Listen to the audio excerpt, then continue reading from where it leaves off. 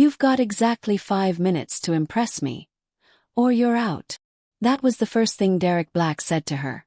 No greeting, no handshake, just pure ice behind a mahogany desk. They said he was ruthless. They didn't say he was this unbearable. Tari Daniels, 26, unemployed, broke, and allergic to disrespect, stared him dead in the eye. I only need 3, she shot back, dropping her handbag like a mic. The office was sleek, cold, and so quiet you could hear an ego crack. His assistant had quit again. That made 5 in 6 months. Nobody lasted under Derek Black. Tari was late. Hair slightly frizzy. Chewing gum. Mismatched earrings. Her CV didn't sparkle, but her tongue did. Derek leaned back in his chair, scanning her like a puzzle he'd rather shred. You talk too much. You judge too fast. He arched a brow. You won't last a week here. He smirked. Then hire me. Let's see who survives. Then he chuckled. Just a little. You're hired. Congratulations, Miss Mouth. Tari stood, cool as Lagos harmattan.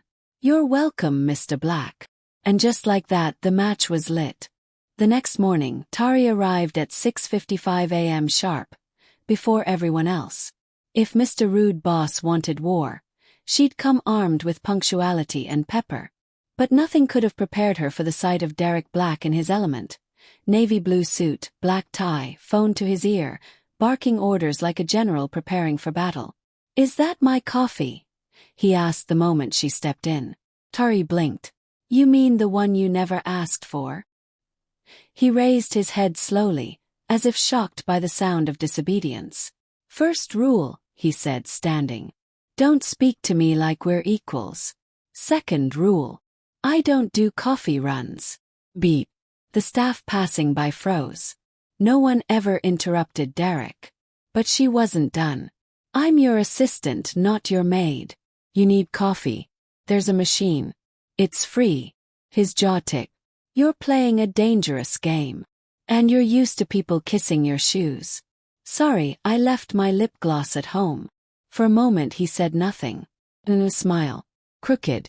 Dangerous. Intrigued. Let's see how long you last. Tari smiled back. Longer than your ego can handle. Tari hated Thursdays. Endless meetings, no lunch breaks, and Derek Black in peak demon mode. By 8:15 p.m. the office was empty. Except for her. She was packing up when the storm hit. Lagos thunder, violent and loud. Power blinked. And darkness. Perfect, she muttered. Nipas joined the conspiracy. She grabbed her phone, switched on the flashlight, and made for the elevator, until she heard his voice. You're still here. She turned, light catching Derek, now leaning against the glass wall, jacket off, sleeves rolled up, tie loose. For once, he didn't look like a tyrant. He looked tired. The storm, she said. I was just leaving. Good luck. Elevators jammed. We're stuck. She blinked. You're joking. He wasn't. 20 minutes later, they were both sitting on the floor of his glass office, stuck, wet from rain, and surrounded by silence. Then he spoke. I wasn't always like this. Tari looked over. Like what? Cold. Guarded. Ruthless. People used me. Took everything. So I stopped giving. She studied him. So instead of healing, you became the thing that hurt you? He chuckled bitterly. Touché. For the first time she saw him. Not the boss, not the tyrant. Just a man, with wounds. Something shifted in that silence. Not love. Not yet. But the war lines blurred. The Black Tech Gala was the kind of event that screamed luxury. Flowing gowns, polished suits, champagne that tasted like gold. Tari almost didn't come. But when Derek himself handed her a sleek black dress and said, You're attending. You represent my office now. She knew it was more than just work. She walked in and shut the place down. Eyes followed her. Including Derek's. For once, he didn't bark orders. He stared. Like a man seeing fire for the first time and not knowing whether to run or burn. But then came Mr. Kelvin Bamadil. A sleazy investor with too much money and too little respect. Who's this beauty? Kelvin grinned. holding Tari's hand longer than necessary. Your date, Derek. Before Derek could speak, Tari answered. His assistant. Kelvin smirked. Assistant, huh? I might need one of those. Maybe you can assist me. Later tonight. Before she could yank her hand back, Derek stepped in. Let go of her, he said, voice low. Dangerous. Relax, man. Just playing. Derek's eyes darkened. Touch her again and I'll bury the deal and your reputation. Silence. Tari's heartbeat thumped. Later that night on the balcony she turned to him. You didn't have to defend me. Yes, I did, he replied, stepping closer. Because I don't share what's mine. She stared at him, stunned. Yours, she whispered. Their faces inches apart, breath mingling. And just when lips nearly met, he stepped back. Good night, Miss Daniels. And walked away, leaving her burning. The day after the gala, things changed. Derek was quieter, more present. He brought Tari coffee without her asking. He smiled, genuine, brief, but enough to make her heart stutter. For the first time since she started, she didn't feel like an employee. She felt seen. Until she overheard the call. She hadn't meant to eavesdrop, but his office door was slightly ajar, and the words felt like knives. She's becoming a distraction, Jude. I'm moving her to the Abuja branch. End of the week. Tari froze. Her breath caught. A distraction. Her chest tightened as she stepped back, nearly knocking over a glass award. Derek turned to her. His expression shifted, from confident CEO to guilty man in seconds. Tari. She didn't wait. By the time he reached her, she was already outside, tears brimming, voice shaking. You were planning to ship me off like expired goods. It's not like that. Then what is it, Derek? She snapped. Because last night you looked at me like I mattered. Like I was something more. He ran a hand through his hair. You do matter. That's the problem. Her voice broke.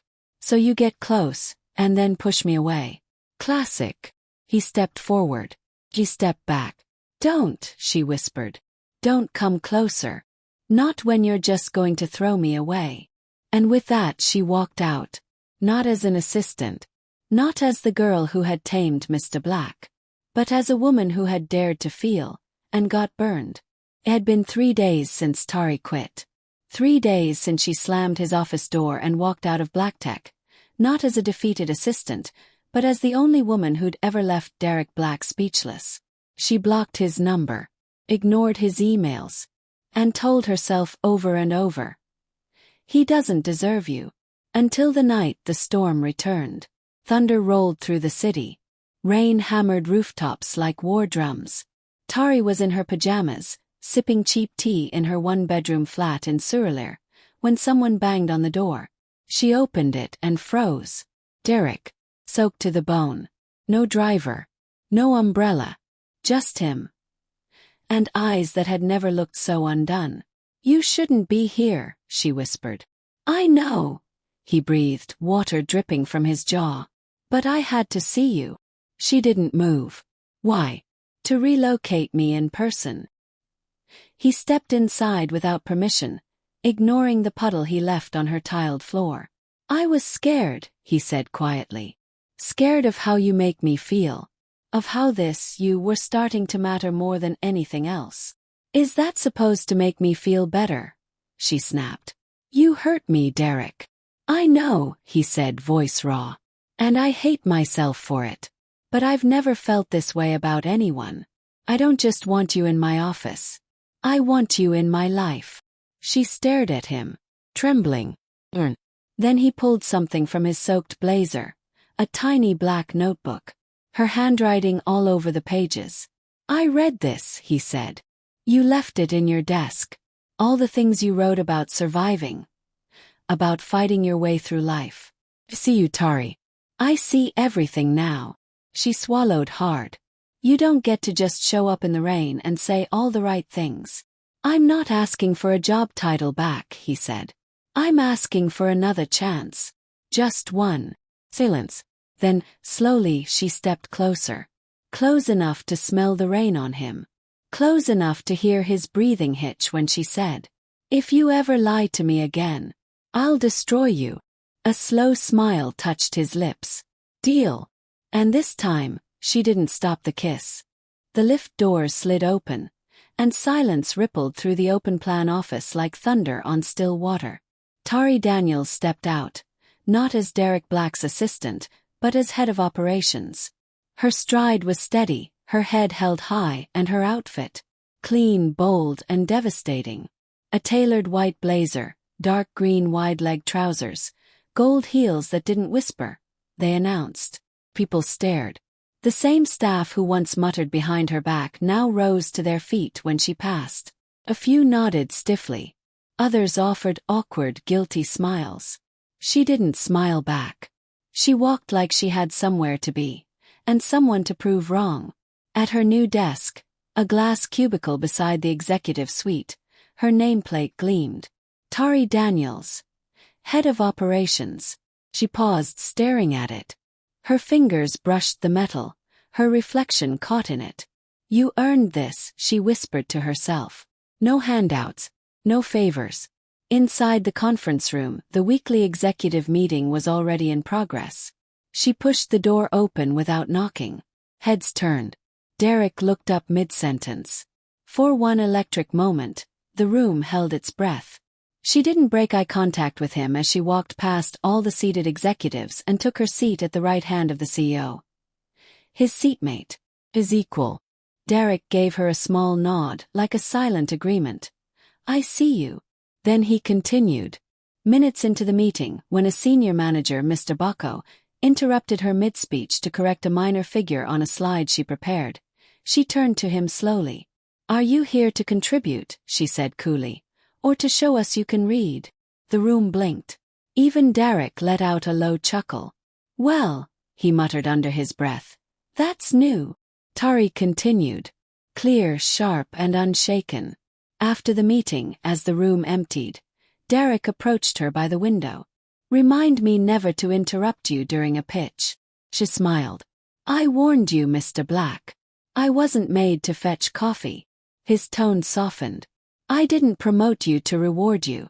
I promoted you because no one knows how to run this place like you do." She looked at him. "Good. Because I didn't come this far to be anyone's charity project." He stepped closer. "You're not. You're the hurricane I didn't see coming." Outside, the Lagos skyline glittered, unaware that somewhere inside this glass tower, two storms had found balance. In power, in purpose, in love. It had been 3 months since Tari took her seat at the top, and not once had she looked back. Black Tech was thriving. Staff morale was high. Derek was different. Still stern. Still sharp. But softer, only with her. She became his second brain, his grounding force, and sometimes, his fiercest opponent in meetings. But today something was off. He'd cancelled her morning report. Cleared his calendar. And now he stood awkwardly in her office doorway. Derek Black, the man who once breathed fire, now fiddling with the cuff of his shirt like a nervous teenager. "Can I steal you for a moment?" he asked. She eyed him suspiciously. "Is this about the client from Dubai?" "No. This is about us." Before she could reply, he took her hand and led her out, down the hall into the elevator, straight to the rooftop garden she once swore was just rich people's grass. Candles flickered along the path. Fairy lights hung above them like stars. A small string quartet played in the corner. Tari blinked. "What is this?" He didn't speak. Just turned to her, dropped to one knee, and pulled out a ring. "I never planned to fall for you, Tari. In fact, I fought it with everything I had. But you ruined my peace, disrupted my world, and gave me something I never thought I deserved. A reason to be more." He stared, frozen. "I'm not asking you to become a trophy wife or give up your fire. I'm asking you to build an empire with me. As my partner. As my wife." The world slowed. Tari's voice trembled. "If I say yes, I'm not going to suddenly become quiet, right?" He smiled. "God, I hope not." And just when she opened her mouth to say yes, a phone rang. His phone. He glanced at it and froze. One name flashed across the screen. Elena. Tari's smile faded. Who's Elena? He didn't answer. Tari, he started. But she had already stepped back, the ring still in his hand. Her heart suddenly louder than the music. You said no more secrets. I know, he said. But this one might destroy everything. And just like that, the love story that healed him was at the edge of breaking. To be continued.